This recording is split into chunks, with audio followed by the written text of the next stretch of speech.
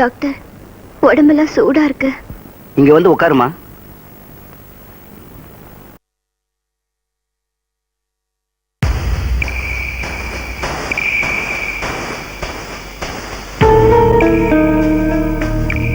மூச்சை இழுத்து விடுமா. திரும்புமா.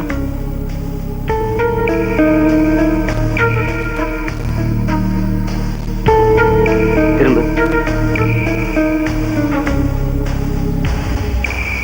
இது மருந்து மாத்திரையில குணமாகிற வியாதி இல்லம்மா. விடா கைய, நீ எல்லாம் ஒரு டாக்டர். வயசு பொண்ணுக்கு தனியா வந்தா இப்படி நடந்துக்கிறானுங்க.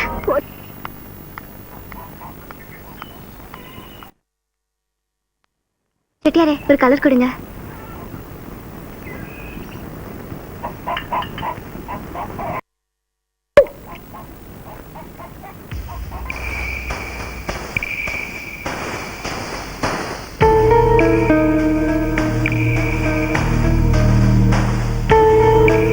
என்னங்க பாட்டில்? காசு வேணாம். எதுக்கு? இவ்வளவு நேரம் உன் கலரை பார்த்தேன்ல, கலருக்கு கலர் சரியா போச்சு. என்னது? நீ ஊருக்கு அனுப்பல மகமா, உங்ககிட்ட போய் நான் காசு வாங்கினா அதானே பார்த்தேன்.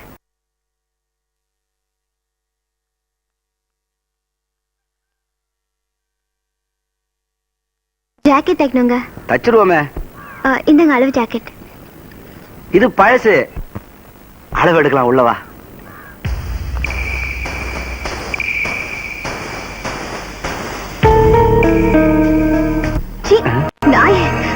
ஒருத்தன் கூட யோகியனாவே இல்ல. மூச்சு வாங்குதா?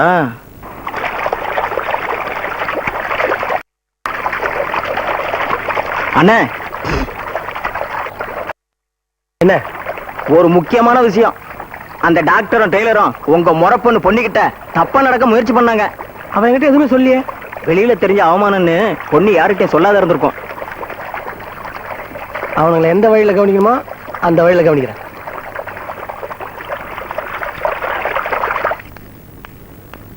வணக்கம் டாக்டர். என்ன தம்பி உங்களுக்கு? உடம்பு ரொம்ப வீக்கா இருக்குது, அதுக்கு எதனா டானிக் எழுதி கொடுங்களேன்.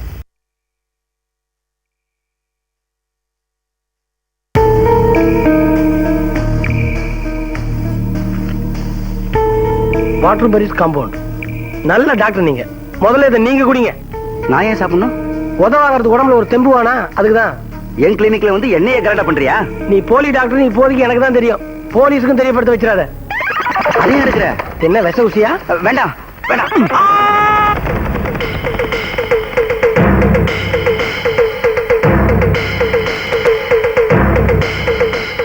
எனக்கு அளவு எடுத்து ஒரு ஜாக்கெட் தை. நீ ஆம்பளை ஆச்சா ஜாக்கெட் தைக்க சொல்ற? உனக்கு தெரியாதா? இனிமே ஆம்பளைங்க எல்லாம் ஜாக்கெட் போற ஃபேஷன் வரப்போகுது, அதான் நான் முந்திக்கிட்டேன். உன்னை பைத்தியன்னு கேள்விப்பட்டது சரிதான். அப்படியா? உன் வலது கை எது? இதுதான். அந்த டெய்லர் டாக்டர் நாலு சாத்தினாரா, அதான் அவர்கிட்ட போய் என்ன எதுன்னு கேட்டுட்டு வரலான்னு போறேன். ஐயோ, அவனுக்கு பைத்தியம்னு தேவர் சொன்னாரம்மா.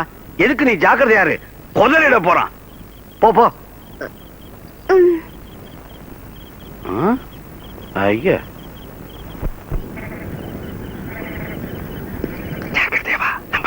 ஓ சாமியோ, ஆராய்ச்சி பண்றவரே தைரியமா வாங்க. நாங்க ஒண்ணும் உங்களுக்கு அடிச்சு தின்னிட மாட்டோம். எவ்வளவுமா வேணும்? நாங்க ஒண்ணும் இனாமா வாங்க மாட்டோம். இன்னைக்கு நாங்கெல்லாம் ஊருக்கு போறோம் சாமி. ஏதோ பழகிட்டோமே, அதான் மனசு கேட்கல, சொல்லிட்டு போலான்னு உங்களை கூப்பிட்டேன். என்ன மறந்துட மாட்டீங்களே சாமி? அதுல பாருங்க, எக்கச்சக்கமா சொத்து இருந்தாலே கணக்கு வழக்கு வச்சுக்கிறது கஷ்டம். அதனால நான் தான் உங்க வீட்டுக்காரர்கிட்ட எல்லாத்தையும் கழிச்சு கட்டிடுங்கன்னு சொன்னேன். ஆஹா, இதெல்லாம் உங்களோட வேலை தானே? ஆமாமா. உங்கள மாதிரி 2 ஆள் இருந்தா போதையா? குடும்பம் நடு ரோட்ல தான். என்ன பண்ணுங்கறீங்க? பல்லல் குடும்பம்னு வாயார வாழ்த்துவாங்கன்னு சொன்னேன். தப்பா? ரோடு காலியாகுது, எதனா பண்ணலாம் நினைச்சேன். ஏதோ 2 வருதுங்க. பண்ணுவேன். அதுங்க யாருங்களோ இல்ல, எங்க ஊர் டீச்சர். கம்முன்னு வாங்க. வணக்கம் டீச்சர். வணக்கம்மா. என்ன அப்படி நீங்களும் ஸ்டூடெண்ட் ஒரே கடையில ஒரே உடையில வந்திருக்கீங்க? அதுவா, எங்களுக்குள்ள எந்த வித்தியாசமும் இல்ல. நாங்க 2 பேரும் அக்கா தங்கச்சி மாதிரி பழகுறவங்க. ஆமா, இதுல யார் அக்கா யார் தங்கச்சி?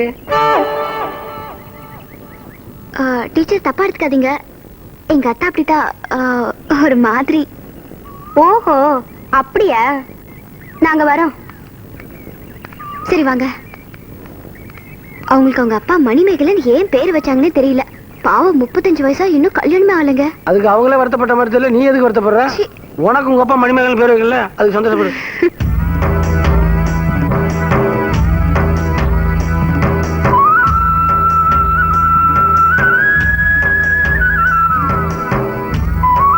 நீ வண்ணாத்தி பொண்ணமல்ல? ஆமா. என்ன தெரியுதா? தெரியலையே. நீங்க யாரு? நான் தான் கணக்குள்ள அக்கா மகன் மாணிக்கம். அந்த காலத்துல நீ எப்படி இருப்ப தெரியுமா? சும்மா பவுன் கணக்கா இருப்ப. என்ன அப்ப நான் சின்ன பையன், இப்ப நான் வளர்ந்துட்டேன். ஆனா நீ தான் சாயம் போன சேலை மாதிரி ஆயிட்டேன்.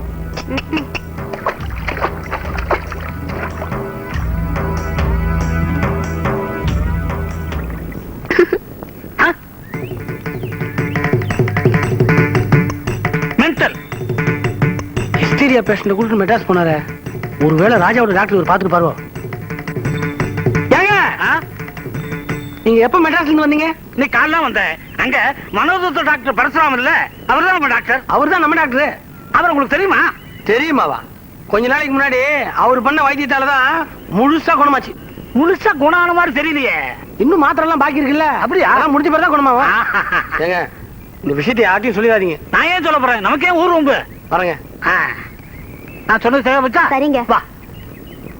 ಬಂಡುರೀತಿ ಕೋಲುವಿಯ ಪಯ್ಯ ರಾಮ ಬಂಡುರೀತಿ ಕೋಲುವಿಯ ಪಯ್ಯ ರಾಮ ಬಂಡುರೀತಿ ಕೋಲುವಿಯ ವಯ್ಯ ರಾಮ ಬಂಡುರೀತಿ ಕೋಲುವಿಯ ವಯ್ಯ ರಾಮ ರಾಮ.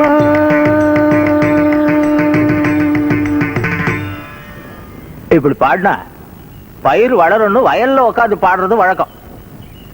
பாடுபட்டாலும் பயிர் வளரும், பாட்டு பாடினாலும் பயிர் வளரும். இந்த மண்ணுல உங்க ஆதரவால தானே சங்கீத பயிர் செழிச்சு வளருது.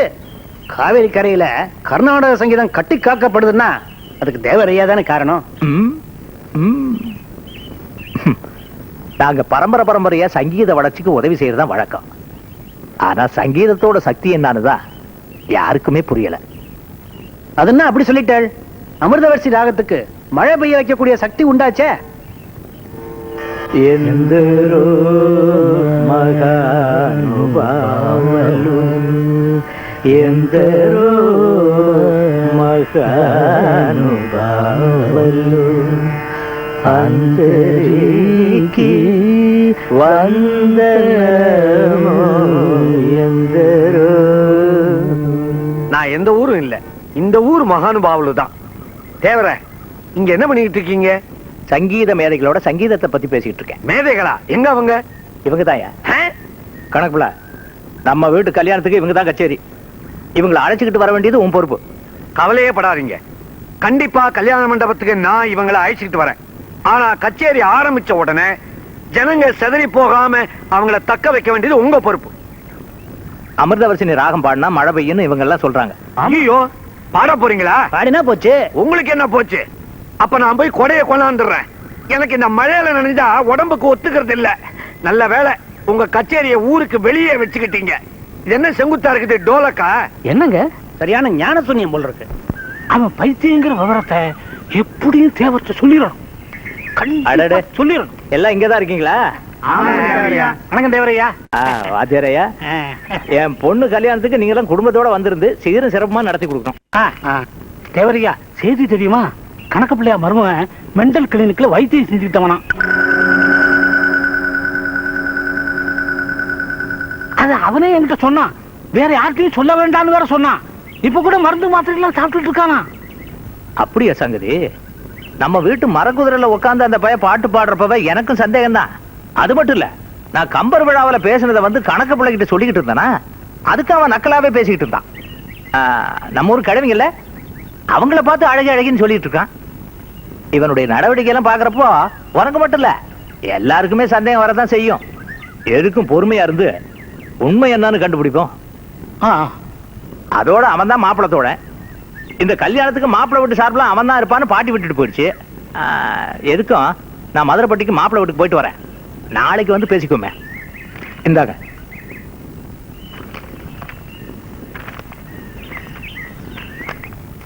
ஏய், மாத்திரையெல்லாம் சீக்கிரமா சாப்பிடு.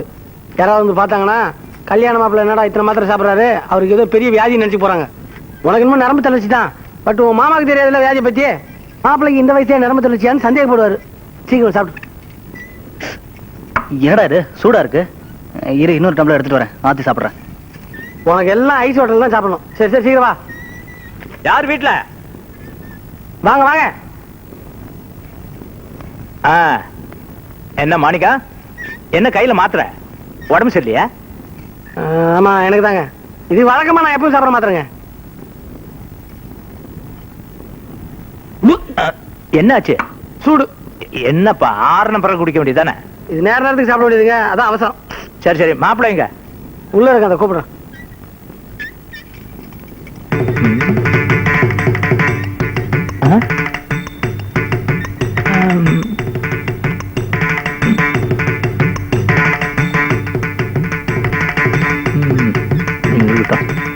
அடக்கி வாசி.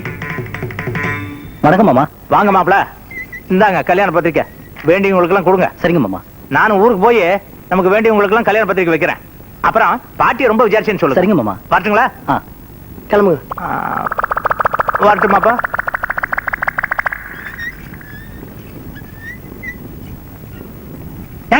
பொண்ணு கல்யாணத்துக்கு நாதஸ்வரத்துக்கு யார ஏற்பாடு பண்ணிருக்கீங்க? ஜெய்சங்கர் வளையப்பட்டி. அப்படியா? பெரிய லெவல்ல தான் போட்டு. அடடே. வாங்க டாக்டர்.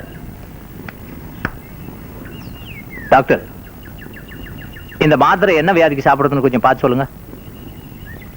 இது மனநோயாளிங்க சாப்பிடுற மாத்திரையாச்சே. ஐயோ, இது நம்ம கணக்கு பிள்ளை மருமக சாப்பிடுற மாத்திரை இல்ல இது. எதுக்கு நம்ம வீட்டு கல்யாணம் முடியற வரைக்கும் அந்த பையன் என்ன பண்ணாலும் அதை எனக்காக பொறுத்துங்க, பெருசு படுத்தாதீங்க. ஐயா பேப்பர். இன்னைக்கு பேப்பரா? ஆமாங்க ஐயா.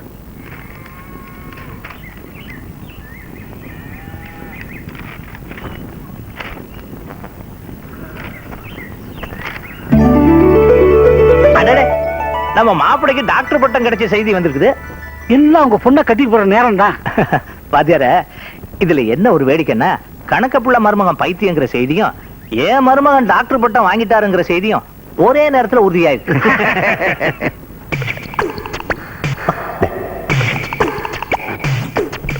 யோ டிரைவரு, அப்பப்ப ஏதாவது ரெண்டு வார்த்தை பேசியா? ஏதோ வண்டி ஏறி செத்தா மாதிரி கிடக்குற. வண்டி ஏன் நின்னு போச்சு? வண்டி எடுக்கும்போது நல்லதாங்க இருந்தது, நடுவுல தான் இப்படி ஆயிடுச்சு. நேரம் ஐயா, எல்லாமே நடுவுல தான் இப்படி நடக்குது. கார் இருக்கிற நிலைமையை பார்த்தா நாம அநேகமா கல்யாணத்துக்கு போக முடியாதுன்னு நினைக்கிறேன். இதுல என்ன கூத்துன்னா, கல்யாண மாப்பிள்ளைய ஏற்பாடு பண்ணதே நான் தான். ரொம்ப நாளைக்கு அப்புறம் ஒரு கச்சேரி, அதுவும் 1000 வேலி ஆண்டித்தேவர் வீட்டுல நினைச்சு சந்தோஷமா இருந்தேன். தெய்வத்துக்கே அடுக்கல. ஓய், சும்மா இருங்கணும். சரி கம பதனி கார் சரியாகுமா சொல் டிரைவர் டிரைவர் டிரைவர். அங்க போய் அவங்க உயிரை வாங்குறதுக்கு பதிலா இங்கேயே என் உயிரை வாங்கிட்டு இருக்க. ஆமா, மழை பெய்யறதுக்கும் பயிர் வளர்றதுக்கும் கைவசம் ராகம் வச்சிருக்கேன்னு சொன்னீங்க. இந்த காரை ஸ்டார்ட் பண்ண ஒரு ராகத்தை எடுத்து விட. ஆராய்ச்சி பண்ணிக்கிட்டு இருக்கோம். என்ன புதிய பொருள் ஆராய்ச்சிய கிழிச்ச? எனக்கு என்ன பயமா இருக்குதுன்னா, நாம போய் அங்க சேர்றதுக்குள்ள எங்க 1000 வேலி ஆண்டித்தேவரே கச்சேரி பண்ணி கும்பல கலக்கி.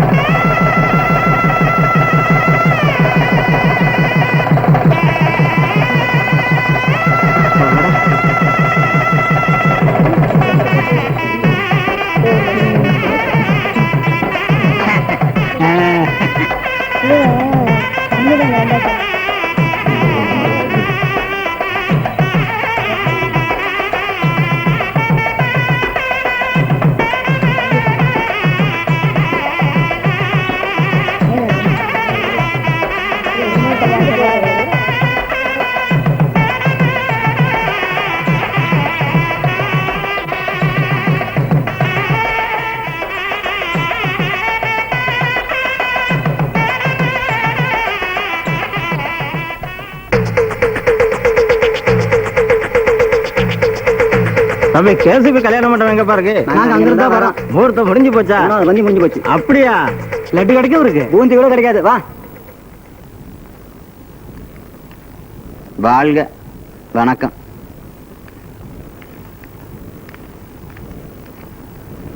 ஏண்டா இவனுங்களை என்ன போல நினைச்சா தெரிஞ்சுட்டானு போல இருக்கு. அது இல்லண்ணே, கோயிலையும் குளத்திலையும் தனித்தனியா சைட் அடிச்சிட்டு இருந்தவனுங்க ஊர் பொண்ணுங்க எல்லாம் இன்னைக்கு ஒன்னா கூடி இருக்கிற இந்த கல்யாணத்துல சைட் அடிக்க வந்திருக்கானுங்க.